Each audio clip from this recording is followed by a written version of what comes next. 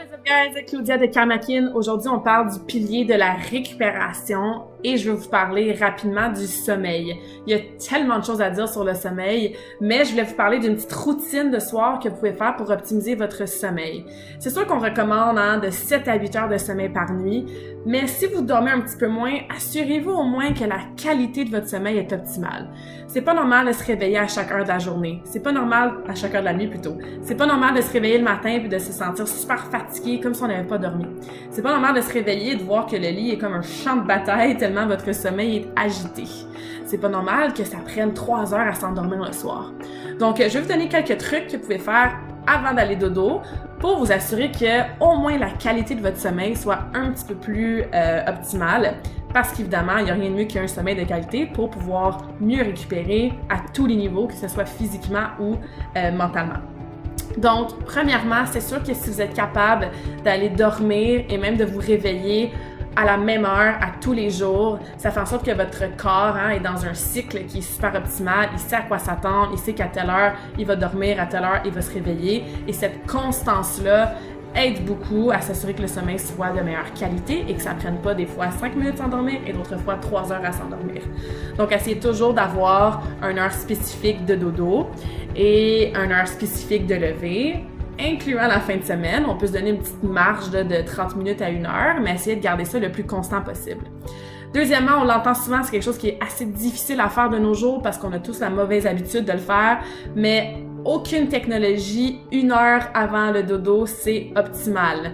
Donc, mettez-vous une alarme si vous couchez à 10 heures, mettez-vous une alarme à 9 heures, assurez-vous de pas de téléphone, pas de télévision, pas de laptop, pas de Netflix. Je sais que c'est difficile parce que ça fait partie de nos habitudes, mais c'est sûr que si on a la lumière bleue puis qu'on a les ondes aussi de la technologie, ça fait pas en sorte que notre cerveau, notre mind, notre système nerveux est dans un état très relax pour aller dormir après. Il est encore super stimulé, comme si c'était le milieu de la journée. Donc, faites autre chose. Lire un livre de papier, préparez votre lunch pour le lendemain, faites un petit peu de méditation. Mais bref, essayez vraiment de rester loin de la technologie au moins 1 heure avant d'aller dormir.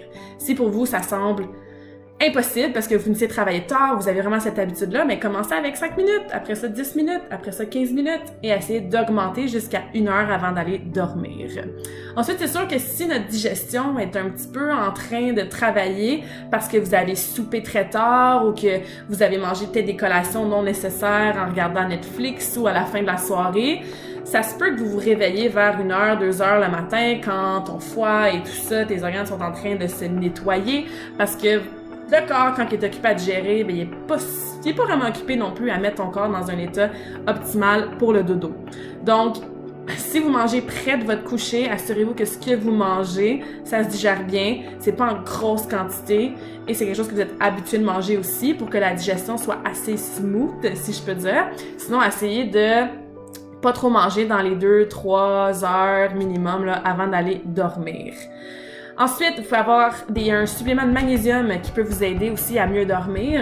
Le supplément de magnésium, ça fait à peu près, pas le supplément, mais le minéral, le magnésium, s'occupe à peu près de comme 8000 fonctions au niveau du corps humain et il y a 30 à 40%, je me souviens pas des chiffres exacts, de la population qui a une carence en magnésium. Donc, c'est très très rare que ça va pas vous aider. De toute façon, ça peut pas vous nuire. Et ce minéral-là, ce que ça fait, ça amène une bonne détente au niveau musculaire, une détente au niveau du système nerveux. Donc, encore une fois, c'est génial pour mettre notre corps dans un état qui est optimal pour aller dormir. Fait que supplément de magnésium peut être une bonne option aussi pour vous aider.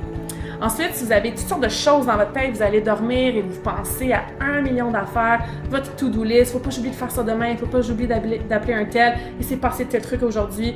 Je vous encourage fortement dans votre heure sans technologie d'écrire avec un crayon et un papier toutes vos pensées, votre to-do list, les choses que vous avez peur d'oublier, sortez-le de votre cerveau, mettez-le sur papier. Comme ça, durant la nuit, il n'y a pas votre subconscient et votre esprit qui va travailler très très fort. Et encore une fois, ce qu'on veut, c'est mettre notre corps et notre esprit, notre cerveau dans un état optimal pour qu'il soit prêt à aller dodo. Donc, il y en a plein d'autres trucs, il y a plein d'autres choses qu'on peut faire pour optimiser notre sommeil, mais commencez avec ces trucs-là. Le sommeil va faire en sorte que votre faim va être mieux contrôlée le lendemain, votre énergie, évidemment, va être plus élevée, votre productivité, concentration, votre santé et tout ça. Donc, c'est vraiment, vraiment important d'avoir une bonne quantité de sommeil, mais surtout une bonne qualité de sommeil. Si tu as besoin d'aide avec votre énergie, votre sommeil ou peu importe, karmakin.ca, c'est la meilleure façon de me rejoindre pour votre consultation gratuite. Ça me fait toujours plaisir de vous aider et répondre à vos questions.